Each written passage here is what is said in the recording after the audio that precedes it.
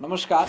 धीरे धीरे social media पर ये बातें सामने आने लगी। ये पूरी की पूरी संख्या अमीन खान साहब के समर्थन में थी। मेवाराम ने तो सिर्फ और सिर्फ राजनीतिक गुणागणित करके इस मामले को यूज किया है, इस चीज को इस्तेमाल किया है, जिससे उनको लगे कि ये जो भीड़ है, जो दर्द मेवाराम का है, वही दर्द अमीन साहब का है। निष्कासन मेवाराम का भी चल रहा है कांग्रेस से, निष्कासन अमीन साहब का भी चल रहा है कांग्रेस। और इन दोनों ने मिल करके भीड़ में स्वागत और साफेर मान सम्मान का जो आयोजन रखा, जहाँ हरीश चौधरी पर आरोप लगता है कि हरीश चौधरी ने नेताओं का रास्ता बदलवा दिया और हरीश चौधरी की वजह से सचिन पायलट से लेकर अशोक गहलोत और डोटासरा से सुरजेवाला तक के रास्ते बदल दिए गए और उनसे मिलने नहीं दिया गया। उसके बाद हरीश चौधरी मुर्दाबाद के नारे भी लगे। लेकिन अब धीरे धीरे छन करके ये चीजें सामने आ रही है कि जो भीड़ थी वो अमीन खान के फेवर में थी। मेवाराम के लिए तो कुछ ही लोग थे, जो 20-25 लोगों की संख्या जो थी वो मेवाराम जैन के समर्थक थे। बाकी सारी की सारी संख्या शिव के पूर्व विधायक और मुस्लिम समाज के वरिष्ठ नेता बॉर्डर के पठान अमीन खान के नेतृत्व में और उनके समर्थन में वो भीड़ आई थी, जो ये चाहते थे अमीन साहब की कोई गलती नहीं है। अमीन खान ने कभी रविंद्र सिंह का प्रचार नहीं किया, अमीन खान ने कभी कांग्रेस के साथ दगाबाजी नहीं की। अमीन खान कांग्रेस के वरिष्ठ नेता रहे हैं।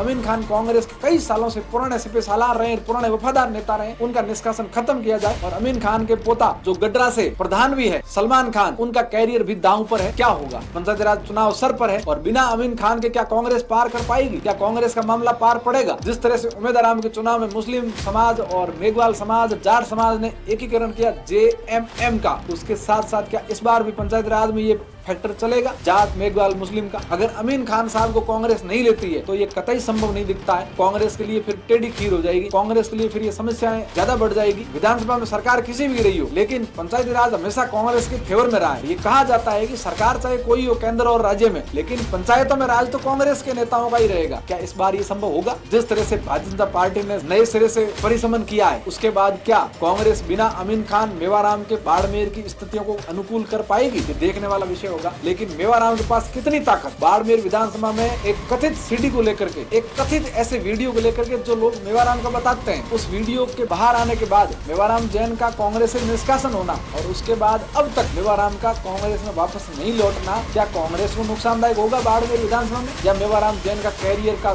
सूरज अब डूब चुका है? मेवाराम जैन का अब सितारा गर्दिश में है और मेवाराम जैन नामक जो नेता थे उनको अब राजनीति से संन्यास ले लेना चाहिए। अब राजनीति उनके बस की बात नहीं है। अब दिल्ली बहुत दूर है मेवाराम जैन के लिए। क्या ये होगा? क्या देखना होगा कि मेवाराम जैन, अमीन खान किस तरह कांग्रेस में वापस आते हैं और कांग्रेस को पंचायत राज चुनाव जिताते हैं या नहीं जिता पाएंगे। कांग्रेस की लड़ाई जिस तरह से चल रही राजस्थान के अंदर, सचिन पायलट से लेकर गहलोत के खेमे और हरीश चौधरी के गुटबाजी भी, उसके बाद कांग्रेस की स्थितियां आसान नहीं दिख रही। और मेवाराम जैन की जिस तरह से घटती लोकप्रियता, मेवाराम जैन का मीडिया के सामने आना और मीडिया में प्रेस कॉन्फ्रेंस करना, उसके बाद नए सिरे से नए समीकरणों की बात की जा रही है। और देखना होगा आने वाले समय में मेवाराम जैन क्या कांग्रेस में शामिल होंगे या अमीन खान का निष्कासन होगा। लेकिन चर्चाएं इस बात की तेज चल रही है कि समर्थक थे अमीन साहब के, लोग थे अमीन खान साहब के और कागजों के मार्फत मेवाराम जैन बाजी मारते नजर आ रहे हैं और कांग्रेस बहुत जल्द मेवाराम जैन का निष्कासन खत्म करने जा रही है। कितनी सच्चाई है, क्या होगा, ये तो भविष्य घर में छुपा हुआ है। देखते रहिए TGS। जय हिंद, नमस्कार।